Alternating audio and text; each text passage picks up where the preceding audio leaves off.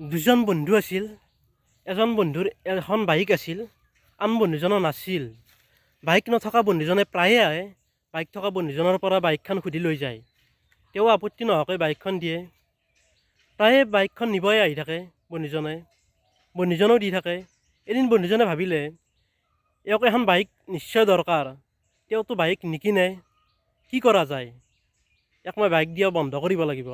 আন এদিন আহিল, বাইক বিচাৰি আহিল, বন্ধু বাইকখন লাগে। তেওঁ ক'লে মই আজি বাইক দিব নোৱাৰোঁ, তোমাক যদি ইমান বাইকৰ দৰকাৰ তুমি এখন গাড়ী কিনি লোৱা। তেতিয়া বন্ধুজনে ক'লে হ'ব দে বন্ধু, হ'ব দে, তোৰ বাইক আৰু নালাগে, ময়ো এখন কিনি ল'ম। এমাহ পিছত বন্ধুজনে এখন বাইক কিনিলে আৰু বন্ধুজনৰ ওচৰলৈ আহিল, দেখিলা ময়ো এখন বাইক কিনিলোঁ, তুমি বাইকখন নিদিয়া। তেতিয়া বন্ধুজনে ক'লে তুমি মোক আজি এটা ধন্যবাদ দিব লাগে, কিয়নো মই যদি তোমাক বাইকখন নিদিলোঁহেঁতেন তুমি কোনোদিনে এখন বাইক কিনিব নোৱাৰিলেহেঁতেন। তোমাৰ এটা সম্পত্তি হ'ল, মোৰ বাবে হ'ল।